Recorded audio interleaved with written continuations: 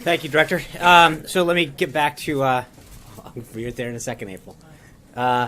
This morning, the President dropped by the National Governors Association meeting where 49 governors from both states and territories joined cabinet members and senior White House staff to discuss where they can work together to rebuild the country and restart the economy.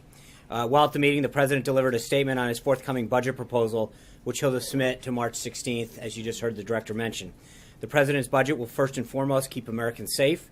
That means investing in both our nation's physical and financial security. We will rebuild the nation's military. An increase in defense spending, including increased funding for our veterans and our border, will be matched by equal reductions in non-defense programs. The savings in our budget will come from looking at outdated and duplicative programs. The reductions spending will be sensible and rational, but they will also be tough. With our nation's debt spiraling out of control, we simply must take a look at the way we're spending taxpayers' dollars. Families across the country are being forced to make difficult choices because for too long the federal government has not treated their money with the respect they deserve. The national debt exploded under the last administration from $10.6 billion on January 20th, 2009 to $19.9 trillion the day before, sorry, those are both trillions, the day before the President Trump's inaugural. Every child born in America this year will inherit an average of over $60,000 in debt, and that, frankly, is too much.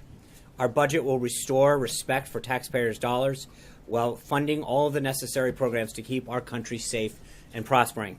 This meeting with the governors was a continuation of a weekend of engagement and discussion between the governors and the administration. The President and the First Lady welcomed the governors last night to the White House for the annual Governor's Ball, and yesterday the Vice President had a very productive meeting with several governors. The administration is proud to be working with the governors on rebuilding our nation's infrastructure, reforming our health care system, and putting Americans back to work. I know that Obamacare in particular was put into place without a lot of input from governors. We're committed to consulting and including them on this and so many other subjects as we solve the nation's biggest issues together. Later this morning, the President had a listening session with some of our country's leading healthcare insurance companies.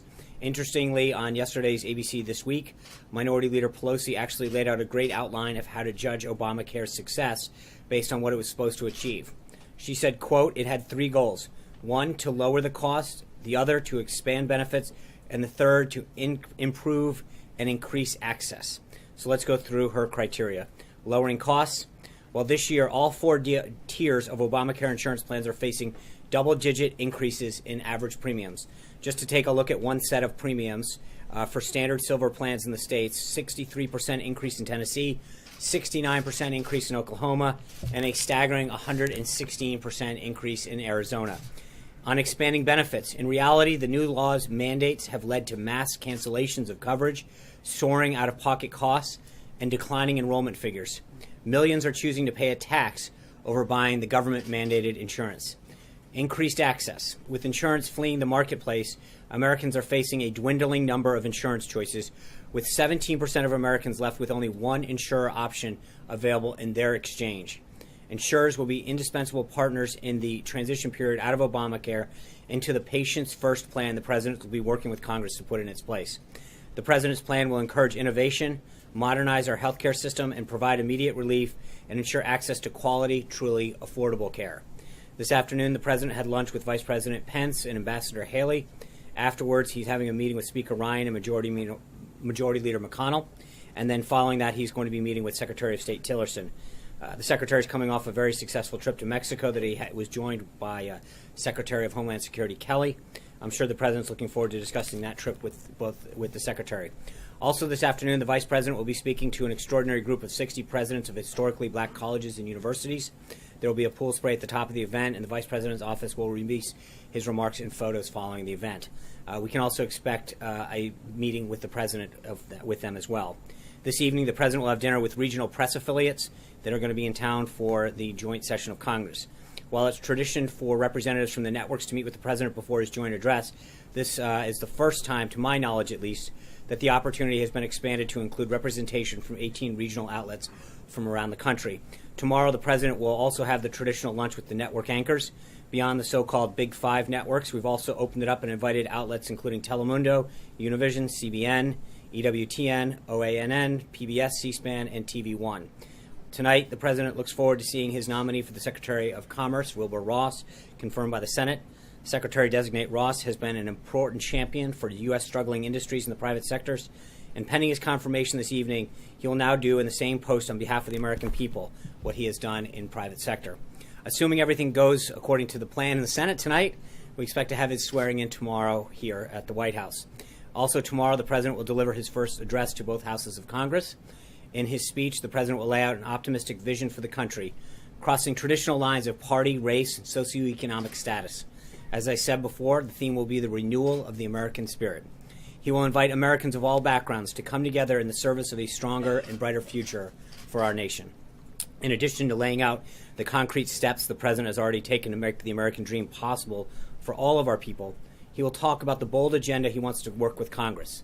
This includes tax and regulatory reform to provide relief to hardworking Americans and their businesses, making the workplace better for working parents, ensuring the families who have suffered under Obamacare's skyrocketing rates see it replaced with a patient-centered alternative, making sure every child in America has access to a good education, a rebuilding of our military, and fulfilling of our commitments to veterans to whom we obviously owe a great deal of gratitude. You can expect a speech grounded firmly in solving real problems for every American. How can we make sure that every American who needs a better job get one? How can we get kids who are trapped in failing schools into better ones? How we can keep gangs and drug violence out of our neighborhoods and communities. The President will address the Americans who have been waiting for help from their leaders for too long and let them know that help is finally on the way. With respect to the speech, we will be having a background briefing sometime this evening here in the briefing room. We will provide additional details later in the afternoon. As you might already know, the Department of Defense presented its preliminary plan to the White House today to defeat ISIS. This plan has been delivered by Secretary Mattis, and who is currently briefing the principals on the option presented with today and seeking their input and feedback. Finally, I wanted to note the President continues to be deeply disappointed and concerned by the reports of further vandalism at Jewish cemeteries. The cowardly destruction in Philadelphia this weekend comes on top of similar accounts from Missouri and threats made to Jewish community centers around the country. The President continues to condemn these and any other form of anti-Semitic and hateful acts in the strongest terms. From our country's founding, we've been dedicated to protecting the freedom of our citizens' rights to worship. No one in America should feel afraid to follow the religion of their choosing freely and openly. The President is dedicated to preserving this originating principle of our nation. And while we're at it, I don't want to get ahead of the law enforcement, but I was asked the other day about the story in Kansas, the shooting in Kansas. And while the story is evolving, early reports out of Kansas are equally disturbing. So with that, I'd be glad to take your questions. John. Hey, Sean, there's a report this morning that you reached out directly to the CIA Director Pompeo. Did you directly contact Director Pompeo and ask him to knock down the New York Times story on the Russia connection? Thanks, John. Let me, kind of, if I may, walk through the entire timeline. I think it's important. As I mentioned, I think a week ago, the New York Times published a story about what they called contacts between members of the Trump campaign and Russian officials. The FBI deputy director was at a meeting here at the White House that morning. After the meeting concluded, he asked the chief of staff to stand back a second. He wanted to tell him that the report in the New York Times was, quote, BS. For viewers at home, I think you can pretty much figure what that means, but I'll leave it at that. At that time, the chief of staff said, thank you for sharing that with me. Can we let other people know that the story is not accurate? Throughout the day, they went back and forth to see what they thought was appropriate. Finally came to the conclusion that they did not want to get in the process of knocking down every story that they had issues with. We then were informed that other people had come to the same conclusions, including that time Chairman Devin Nunes had told us, hey, I've been knocking this down, telling reporters. We shared a number with him of a reporter that had contacted us. And again, when the reporters contacted us and we said, no, that's not, to the best of our knowledge, it's not true, they were asking us, can you point to anybody else that can substantiate this? And I think we did a good job of saying, sure, we will share with reporters other people who have come to the same conclusion. So I won't go into the specifics. I will say that I think we did our job very effectively by making sure that reporters who had questions about the accuracy and the claims made in the New York Times, that we were pointing them to subject matter experts who understood whether or not that story was accurate or not. And I think just to continue to be very, very clear on this, it was about the accuracy of the reporting and the claims that were made in there, plain and simple, about whether or not a story that appeared in the New York Times was accurate. And individual after individual continued to say that they, as far as they knew, they weren't. I think most of you probably saw Chairman Nunes's comments this morning. He was very clear, number one, that he reached out to us to say, I've been telling people, reporters, that these allegations and descriptions in the New York Times are not accurate. And then we shared that information with him. But he came to us to share that he equally had that issue brought up to him. He was briefed and saw, quote, no evidence that the story was accurate. So the answer is, we have continued to give reporters information and sources that went to the accuracy or lack thereof of a report that was in a newspaper. And I think, I think Chairman Nunes also equally said it's interesting how we literally were engaging with the press, saying, if you have a question about the sourcing on this, obviously when brought to our attention, we said it's not accurate as far as we know. But then most of you and your colleagues who had inquired would say, well, that's great, I'm sure you're saying this, but who else can corroborate this? So our job was to continue to, when informed, share sources who had equally come to the same conclusion that the Times story was not accurate. You don't think there's something strange about, or there's something odd about the White House press secretary getting the CIA director on the phone to knock down a story about an investigation? No, but see, respectfully, you're using words like knock down. There was a story in a newspaper. Hold on. No. It was. There was reporters coming to us saying there is a story out there. What's your take on it? And our answer was, we don't believe it's accurate. We don't believe it's false. But obviously, that's our take on it. And reporters were saying to us, well, is there anybody that you can point to substantiate this claim? Now, remember, this all started with the FBI coming to us, bringing it to our attention, saying that the story in the Times was not accurate. In fact, it was BS. And all we did was simply say, that's great. Could you tell other reporters the same thing you're telling us? And I would think that other reporters, yourself included, would think that that would be a helpful thing to get the story straight. All we sought to do was to actually get an accurate report out. And again, I think Chairman Nunes this morning, over and over and over and over again, made it very clear that no evidence that has been brought to his attention suggests that reporting was accurate. So, respectfully, I think it's interesting that I'm being asked what's appropriate when what we're doing is actually urging reporters to engage with subject matter experts who can corroborate whether or not something's accurate or not. Should there be a special prosecutor? Darrell Issa has called for a special prosecutor to look into this. Right, and I guess my question would be a special prosecutor for what? Look into the whole Russia connection. And here's my right, and I guess he was part of the campaign. Sessions was part of the campaign. I understand, but here's my question, Jonathan. We have now for 6 months heard story after story come out about unnamed sources say the same thing over and over again, and nothing's come of it. Right? We've heard the same people, the same anecdotes, and we've heard reports over and over again. And as Chairman Nunes made very clear today, he has seen nothing that corroborates that. So at what point you've got to ask yourself, what are you investigating? Well, Russian interference. Beyond and I think that both the House and the Senate have looked at it. You know as well as I do that the intelligence community has looked at it as well. There's a big difference. I think that Russia's involvement and activity has been investigated up and down. So the question becomes at some point, if there's nothing to further investigate, what are you asking people to investigate? Chairman Nunes spoke very clearly today when asked over and over and over again about all of this and said that he has seen nothing that leads him to believe that there's there. The president has spoken forcefully time and time again that he has no interest in Russia. He hasn't talked to people in Russia in years. And yet you keep asking, and I say you collectively, to try to find something that seemingly at least the reporting that I'm seeing in different organizations suggests that there's nothing new that's being reported. It's the same stuff over and over again that we've heard for literally 6 months. And so the question becomes at some point, what do you need to further investigate if there is nothing that has come out? Well, and do you now categorically deny there were no contacts between the Russians and I anybody can't on the deny. campaign? I can't. I guess my question is, I'm not right. That's what the investigation would look at. Right, and I guess my point is that you've had the intelligence community look at Russia's involvement in the election. You've had the House and the Senate both do the same. And so what I'm trying to ascertain is at what point, how many people have to say that there's nothing there before you realize there's nothing there?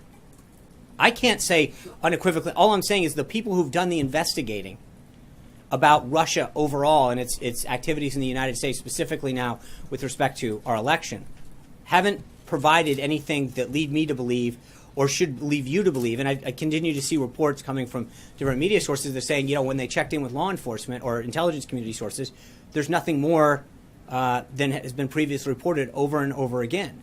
So at some point, you do have to ask yourself, what are you actually looking for? How many times do you have to come to the same conclusion before you take the answer? And that's what I would. Mara? Sean, Just to be clear, just to follow up on that, Yeah. did you personally reach out to Pompeo? I'm not going to discuss what we did internally. I'm just going to say that when we shared, we did our job about making sure that when reporters had questions, we let them know what subject matter experts were available to discuss the accuracy of a newspaper story. Mara. Yeah, I'm sure people will come back to this, but I actually have a budget question, which is, during the campaign, the president said he was not going to touch Medicare, Social Security. His Treasury Secretary repeated that. It sounded like the OMB director was leaving that as an open question to TBD.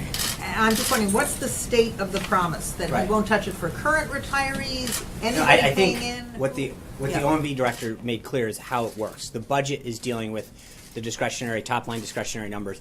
Policy decisions are not part of the budget. That was what he was being asked and what he. So I just want to be clear in terms of what he was. And The again, I state think of the promise. right, In and other I think words, the state what of the is the promise, promise? Yeah.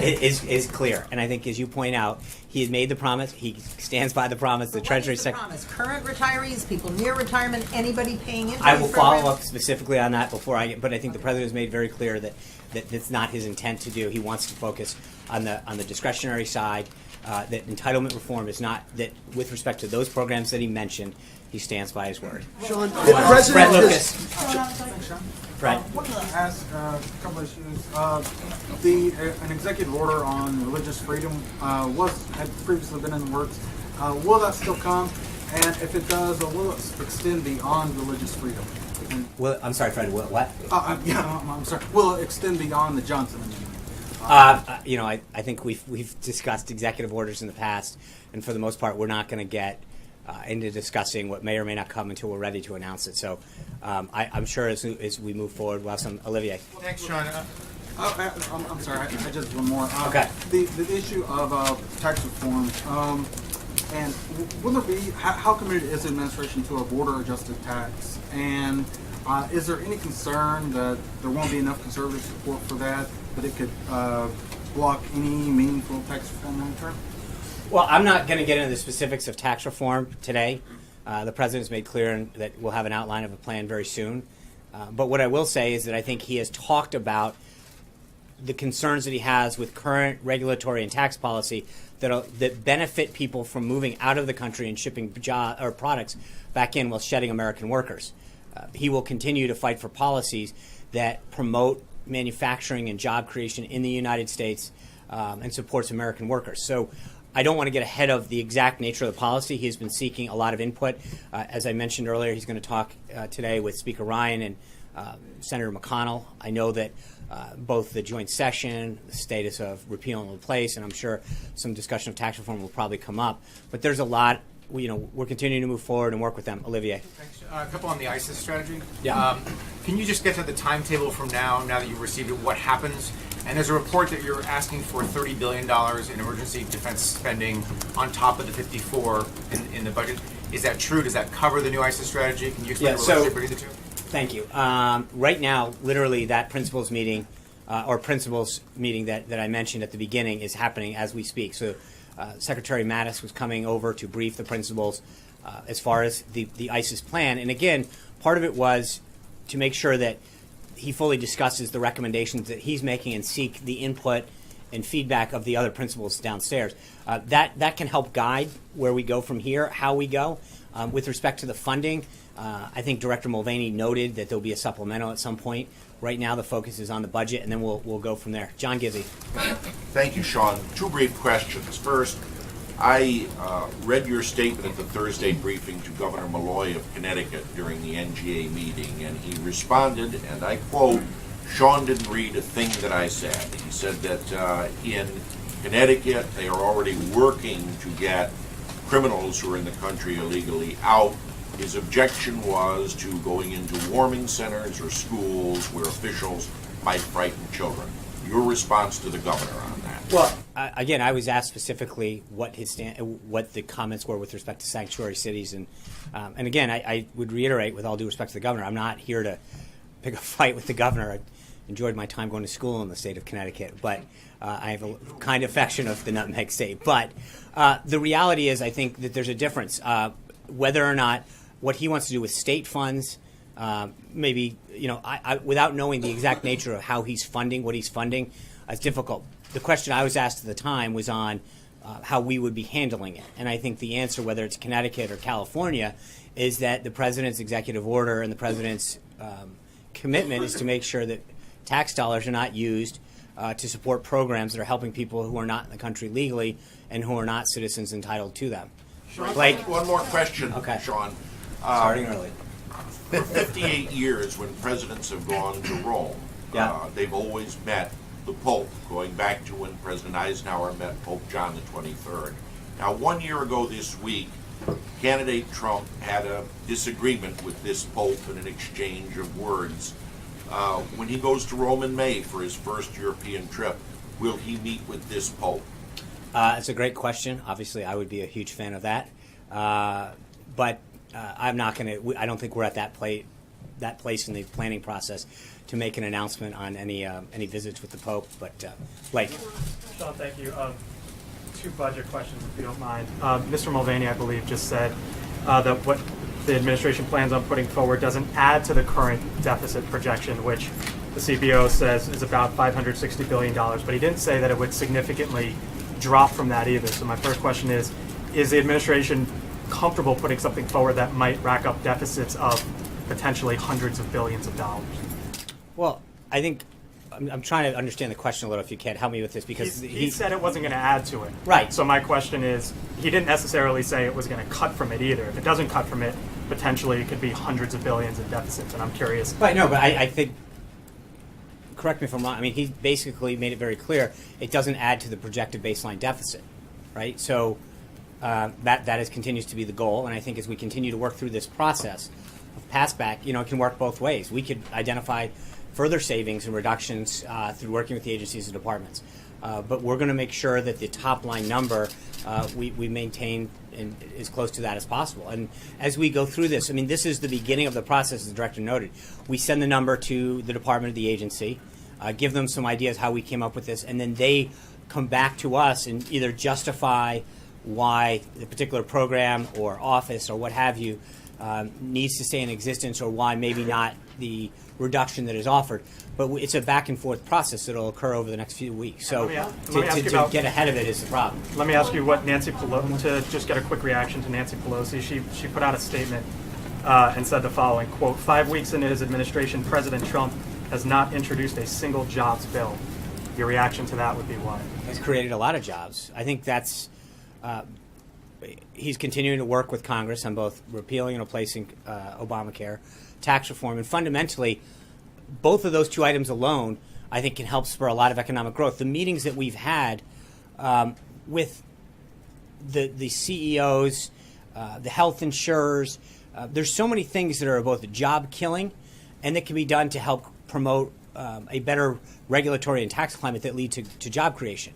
I think that's one of the biggest problems right now, is that people in Washington aren't necessarily talking to job creators and saying, what is the impediment that you have to hiring more American workers? What is the impediment that you have to manufacturing more, to building here?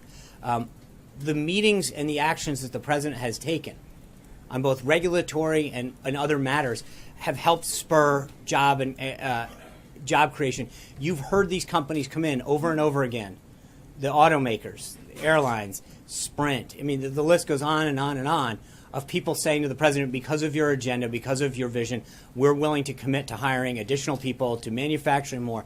That's how jobs are created. It's not through the government. And too often, it's the government regulations that stifle and prevent job creation. And I think the president, as a businessman, fully appreciates and understands how this works and what some of those impediments do to creating jobs and to growing the economy. And so, I would just say that you haven't seen anything yet. It's going to continue to be the case. Trey. Sean, is there concern in the administration that a large-scale military buildup will appear threatening to other countries around the world and lead to some sort of arms race with other countries? No, I think when you look at the state of some of the infrastructure in our military, with the age of our ships or our planes, or some of the other hardware that exists, you recognize that we need to rebuild a lot of these things. The size of our Navy has gone down significantly, and there are new needs and new planning. And when you look at the commitment that you have to make, not just in 1 year, but in several years, for a lot of these programs, ships and tanks, even weapon systems, they don't get built in a month or a day. You have to make a commitment early on to make the investment because of the time that it takes to procure them, to build them, the research and development that goes into it. And so I would just suggest to you that this is the first step in making sure we make the commitment to a military that, especially through the sequester the last few years, has not gotten the funding it needs to get off life support. There are a lot of things that are being taken care of in the military where they're just continuing to, they're not putting the systems and the projects in place to allow the military to keep up with the times, and that's a problem, major. Sean, one investigation question, one budget question. As you may be aware, Bill Owens, the father of William Ryan Owens, gave an interview with Miami Herald over the weekend, and he said, quote, "The government owes my son an investigation. On behalf of the President of the United States, is the President open to an investigation of the raid in Yemen?" And the father of Ryan Owens called that a stupid mission. Is there something that you'd like to communicate to him about that mission that might persuade him otherwise? Yeah, thank you. That's multi-part, so let me kind of walk through it slowly. First of all, I can't possibly imagine what he's going through in terms of the loss of a son. I can tell him that on behalf of the president, his son died a hero, and the information that he was able to help obtain through that raid, as I've said before, was going to save American lives. It's going to protect our country more. So he made a sacrifice to this country. He was on his 12th deployment. And I know that his wife, when she spoke to the president, knows that he did this because he loved it. He cared about our nation. And the mission was successful in helping prevent a future attack or attacks on this nation. It obtained a lot of information that will help us keep safe. With respect to his request, it is standard operating procedure for the Department of Defense to undergo what they call a 15-6 review. That review, in this case, is three-pronged. Because there was a fatality and the loss of life, there's that. Because there was civilians involved, that's another. And then third is because there was hardware, a helicopter that was damaged. That is a separate. So, in fact, there will be 3 reviews done by the Department of Defense because of the nature of this. But again, I can't stress enough that on behalf of the President, on behalf of this nation, we express our condolences, extend our prayers to him during this time. And As you said, that is standard procedure. Is there anything the President is particularly curious about with this mission, in that it was brought to him, he authorized it quickly? Does he believe in the main it was carried out well, and there's nothing that he's particularly curious about in the way either the helicopter was damaged, the fatality, the civilian casualties, of anything of the like? well, number one, I've walked through the timetable previously in terms of how long this had been planned for, dating well back into the previous administration. And as you know, their recommendation at the time was to wait for a moonless night. That night wasn't going to occur during President Obama's administration. And so when General Mattis got into the Department of Defense, he was briefed up on the status of the thing, made aware of when the next time was go. We went through the process to ensure that we continued to believe that the mission, the way it was going to be conducted, and the results of the mission would be worthy of action. The conclusion continued to be, as it was prior, that we should move forward. As I mentioned before, I think you can't ever say that when there's, most importantly, loss of life and people injured, that it's 100% successful. But I think when you look at what the stated goal of that mission was. It was an information and intelligence gathering mission, and it achieved that its objectives. So, again, I would express our thoughts and our prayers and our condolences to all of the people in Chief Owens, his family and his friends, his shipmates. But it's something that, as a SEAL and as someone who deployed 12 times, he knew that this was part of the job, and he knew what he was doing, and so we're very comfortable with how the mission was executed, and we'll let the Department of Defense go through that review process and then see where that leads us. But I think to get ahead of the 3 separate reviews are being done by the Department of Defense would be probably a little irresponsible at this time. Sean, on Quickly on the regulations. budget. Major gets two. It's just real quick on the budget. As you are aware, to undo the defense sequester, Yeah. you have to get 60 votes in the Senate because you have a separate domestic sequester number and defense. Are you confident with these numbers and with this kind of heavy discretionary spending cut proposed, you can get the 60 votes to change the law? Because without that change in law, the proposal is just that. It doesn't become Yeah, operational. I think that when it comes to our nation's security, specifically our nation's military, I don't think that it's a partisan issue. I think that senators from across the country, whether you're talking about Florida or what kind, whether you've got an Army installation or a Navy base, you understand the state of repair that many of our planes, ships, and other hardware is in. And I think that there is a bipartisan commitment to give the military and its members the equipment and the tools it needs to succeed and protect this country. So I do feel confident. April? Sean, I'm sorry. Sean, Yeah. I have a couple of budgetary questions for you. One, at the press conference, President Trump talked about the fix for inner cities. What is the investment in this budget when it comes to a fix for inner cities? It's a good try. I think the director was very That's one clear of that we're his- not, I mean, part of the process today was to start that pass-back process that he talked about, where we're going to the various departments, whether it's HUD or DOT, and giving them that top-line number and then hearing back. So I don't want to get into a specific number with you before we get too far down the process. I think that's a conversation that we're going to have with the agencies, and then we will have subsequently with Congress when they start drafting their Okay, resolution. follow up on this, but I do have a question. But see, he talked about healthcare, he talked about education, and he talked about crime, and continues to